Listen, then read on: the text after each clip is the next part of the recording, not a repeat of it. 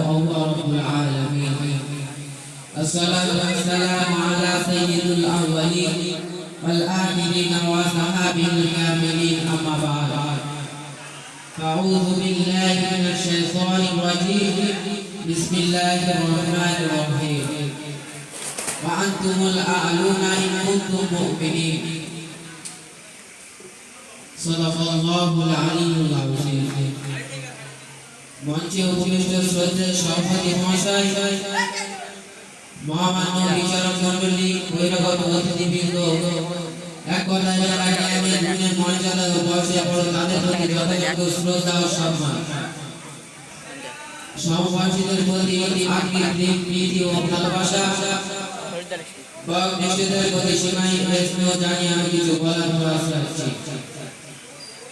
আজ এরূপ উজ্জ্বল সমাজিত মঞ্চে একটি কথা আমার হৃদয় কাটে, বারবার আজকে পড়েছে যে এমনই হার আমায় নাই সাজে, এমনই হার আমায় নাই সাজে। কারণ জ্ঞান আমার স্বপ্ন, যোগ্যতা আমার সীমিত, সেজন্য আমি আমার দীনতা হীনতার কাছে নিজেই লজ্জিত। তবু নিঃশব্দ প্রাপ্তির অভিলাষে আমি আপনাদের সম্মুখে উপস্থিত হয়েছি। মুসলিম জাতির অগ্রগতির পথে সমস্যা ও সমাধান সংক্রান্ত নীতিনির্দেশ আলোকপাত করার জন্য। আল্লাহ পাক সর্বোত্তম সাহায্যকারী। শ্রোতা মণ্ডলী, মুসলিম জাতির অগ্রগতির পথে মূলত তিনটি বস্তু প্রতিবন্ধক হতে সম্মুখীন হয়। প্রথমত দারিদ্রতা, দ্বিতীয়ত অজ্ঞতা, তৃতীয়ত অলসতা ও বিলাসিতা। বন্ধুগণ, এই তিনটি বস্তু এমনই বস্তু যে জাতির মধ্যে, এই তিনটির মধ্যে যে কোনো একটি বিদ্যমান থাকবে, সেই জাতির অগ্রগতির পথ রুদ্ধ হওয়া অনিবার্য।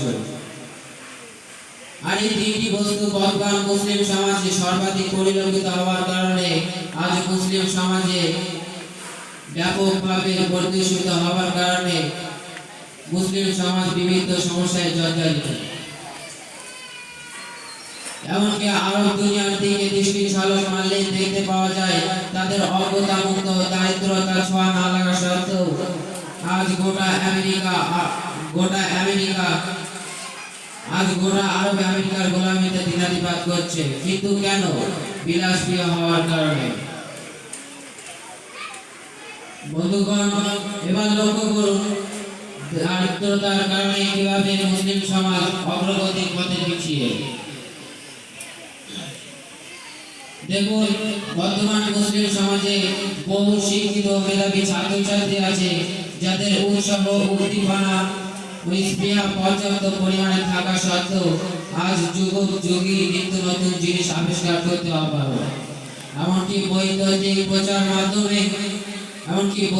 প্রচার মাধ্যমে দুর্বার গতিতে ইসলাম বিরোধী অপ্রচারকে রাজ্যের ইসলামী চ্যানেল প্রতিষ্ঠিত করে প্রতিরোধ করার ক্ষমতা হতে অক্ষম।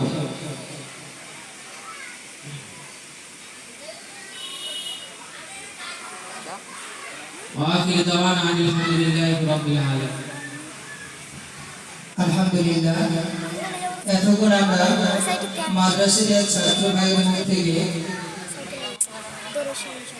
শুনছিলাম যে আমাদের বর্তমান সময়ে করুণ পরিস্থিতির বিষয়।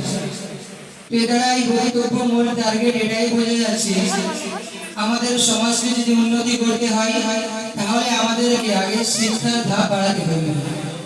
যদি আমরা শিক্ষার ধাপ বাড়াতে পারি তাহলে আজ মুসলিম সমাজ যে অবনীতির কারণে অপদস্থ হচ্ছে, লাঞ্ছিত, বঞ্চিত, অপমানিত হচ্ছে, এই জায়গা থেকে আমরা উঠে অনেক উঁচুয় পৌঁছতে পারবো। তো সেই দিকে সকলে খেয়াল রেখে আমাদের সন্তান সন্ততিদেরকে সুশিক্ষায় শিক্ষিত করবো সকলে ইনশাআল্লাহ।